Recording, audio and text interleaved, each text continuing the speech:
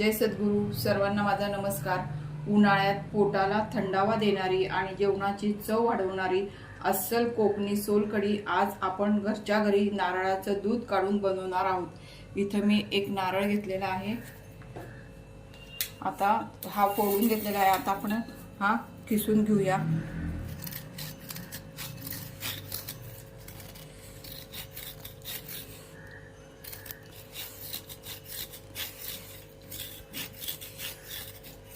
आपला नारळ हा किसून झालेला आहे. आपण याचं आता दूध काढून घेऊया. आता मी हे मिक्सरच्या भांड्यात टाकते.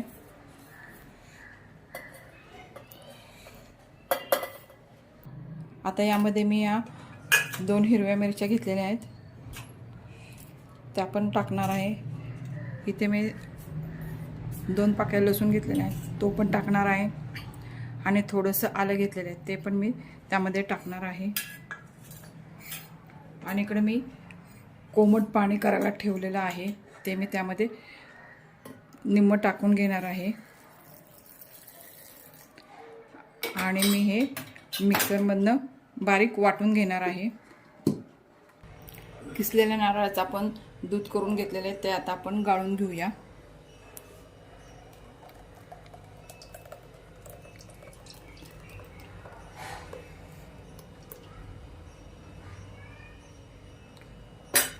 आपण हे सगळं यातनं दूध काढूया नारळाचं.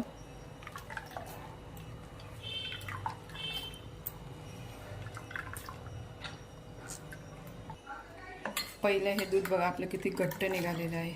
आता आपण हे परत एकदा वाटून घेणार आहोत.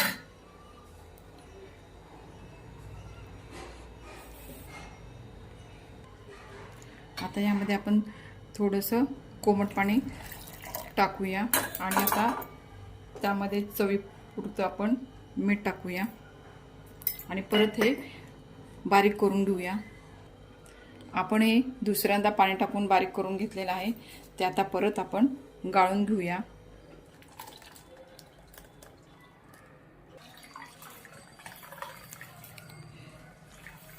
हे पण आपलं छान असं पिळून घेऊया. दुसऱ्या बॅचचं हे आपण दूध काढलेलं आहे, ते पण पिळून घेतलेलं आहे. आपलं नारळाचं दूध बघा छान आणि घट्ट निघालेलं आहे. आता त्यामध्ये आपण कोकमचा आगळ घालूया.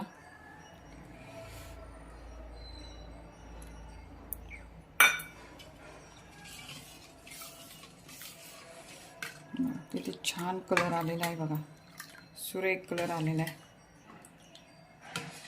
आपण हे आता हलवून घेऊया आणि सर्व करून घेऊया. आपण सोलकढीमध्ये कोथिंबीर टाकूया आणि सर्व करून घेऊया.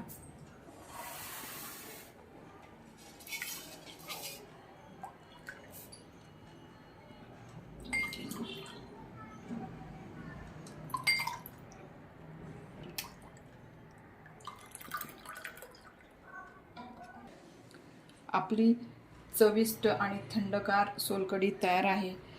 जेवणासोबत ही सोलकढी खूपच छान लागते. व्हिडिओ आवडल्यास व्हिडिओला लाईक करा, शेअर करा आणि सबस्क्राईब करायला विसरू नका. धन्यवाद.